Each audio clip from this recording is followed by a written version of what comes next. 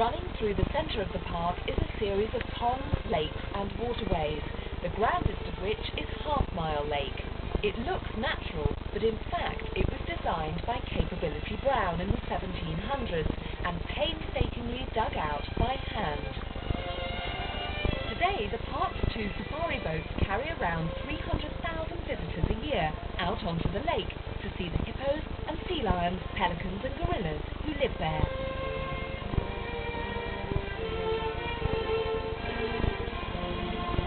The Lady Sylvie and Lady Bee have been plying these waters for over 30 years.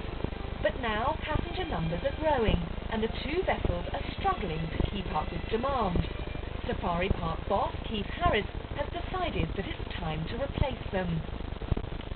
On a really busy day, you could be queuing for, I think up to a couple of hours with these 2 boats. And this is why we're looking at 2 bigger boats altogether.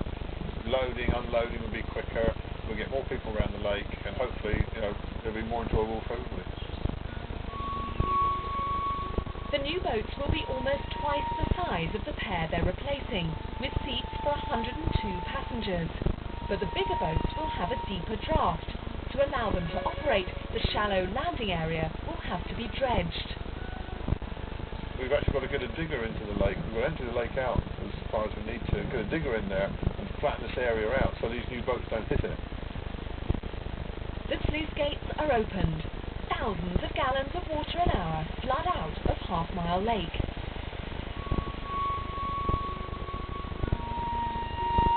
By the next day, the shallow end of the lake is reduced to a soggy patch of mud.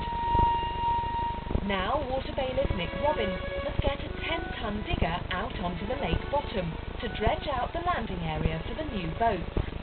The hardest job will be getting to the area where the problem is, because all around the edges it's silt, and at the moment we don't know how deep the silt is. Plant operator John Miles has the tricky job of operating the digger. He hopes it won't just sink into the mud. Shouldn't be too deep though. According to Nick, it's only about a foot deep, but then you can't rely on Nick. They're right to be worried. In 1990, a similar operation led to a sticky situation.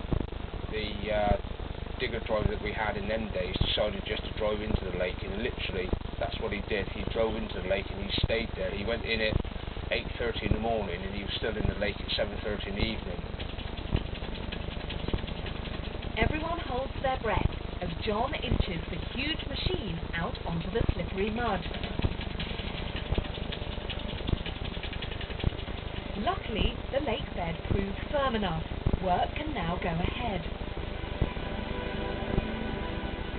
Meanwhile, the deeper end of the lake has a little water left in it for the residents to play in. The hippos are loving the muddy wallow, and the sea lions are taking advantage of the concentrated stock of fish. Keeper Michelle Stevens has been keeping an eye on them. They're a little bit disorientated, especially the cup. Sort of wonder whether all the water's gone. It's not that deep, but they seem to be coping pretty well. There's lots of fishing going on. If you look at the birds over there, the seagulls, the sea lions are actually rounding up all of the fish in there. They're actually not eating the fish that we provide for them. They're simply doing their own fishing at the moment, and the birds are just helping themselves as well. This sort of scenario makes it a lot harder to feed the animals and to keep a check on them, because you can't get as close to them. So normally we see the sea lions on the beach and we can get a good health check on them and see who's feeding and just general things like that. So when the water levels do go back up, it will be much better. We can get back to normal.